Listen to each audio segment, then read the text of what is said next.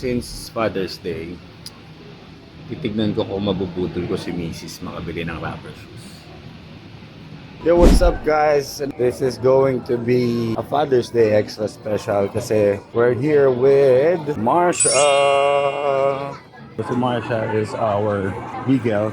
We have beagle din before pero namatay siya kasi na-stress siya. Happy kami kasi sobrang bihig niya. Hindi siya mahirap i-pet. So yun, we're here at Toy Kingdom. We're gonna buy stuff for Marsha. Food siguro and diapers din. Si Claire, mukhang busy siya maghanap ng toy niya. Habang busy si Marsha mag-shopping, si Claire naman nagbabike dito sa loob ng store. Ito siya. Dito kami sa labas ng Pop Mart ni Marsha. Kasi si Claire ipapabili ng Line Box Labubu. Can I see? Since Father's Day, titignan ko kung mabubudol ko si Mrs. makabili ng rubber shoes. Naghahanap ako talaga ng Kobe. Tumingin na ako sa Foot Locker kanina. May nakita ako Anta, Kyrie, and Klay Thompson. Nakapagsuot na ako ng Klay Thompson na shoes. And nagagaanan talaga ako sa kanya, comfortable, and sobrang kapit talaga. Yun yung experience ko sa kanya. Ang importante dito is susubukan ko kung mabubudol ko si Mrs. Kukunin ko na sana kaso inalisan ako ni Mrs. kasi kakain na daw kami. Tignan ko kung mabubudol natin siya. Mami, nakita mo yung shoes kanina, di ba? Yung orange, ano yun, Kyrie Irving 3. Tapos yung color pink naman, Klay Thompson. Yung Klay Thompson, naalala mo yung binili ko na white, na may yellow. Hindi Kyrie yun. Ano siya? Klay Thompson siya. Di ba yung Anta? Hindi song bag din Adidas. Wait lang, huwag mo munang ibahin yung usapan. Kaya ako gusto ng Klay Thompson. Meron akong Klay Thompson before, diba? Nagustuhan ko siya kasi magaan, masarap sa paa, comfy, tapos sobrang kapit. Tinry ko kanina, same pa rin naman yung impression ko, magaan pa rin. Makapit din naman siya kasi gum sole siya eh. Kyrie naman, Kyrie 3, carbon yung sole niya. Halos parehas lang, mas makapit lang siya. Tsaka mas mahal lang ng konti.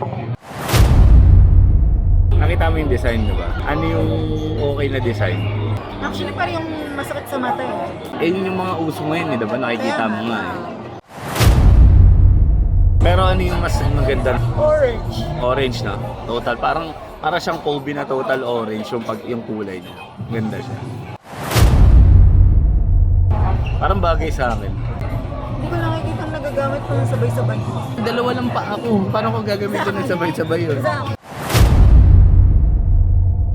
Habang suot ko kanina yung orange, pinikit ko yung mata ko. Tapos sabi ko, parang mapapasa akin itong ngayong araw na to. Sabi ko, magiging extra special kaya yung Father's Day. Actually, kanina nag-video ako eh.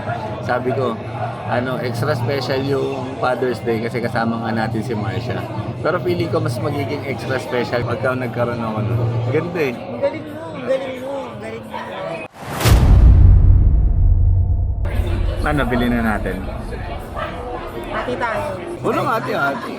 Yung Father's Day ba hati? Hindi naman, di ba? Father nga lang. Hindi naman Mother's Day. Dapat happy ka din na bibilin mo siya para sa akin. Okay.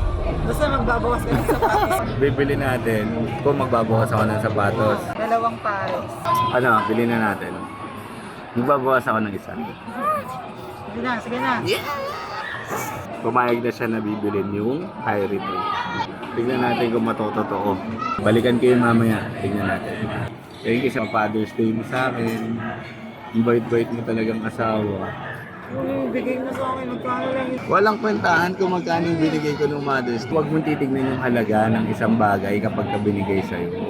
Ang special doon, yung taong nagbigay sa'yo yun. At yung reason kung bakit niya binigay sa'yo yun. Kasi deserve mo yun. Feeling mo deserve ko naman. Naiingit ka sa mga kalaro mo minsan. Hindi ako naiingit.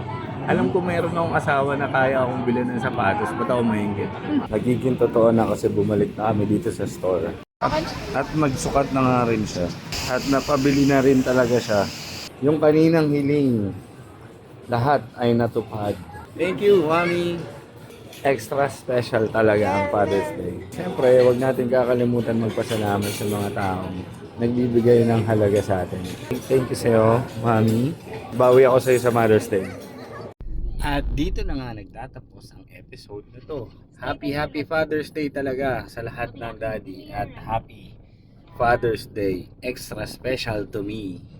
Dahil sa regalo ng aking misis. Kung gusto niyo yung nasusubaybayan kami, please like, share, and follow. See you sa susunod na videos.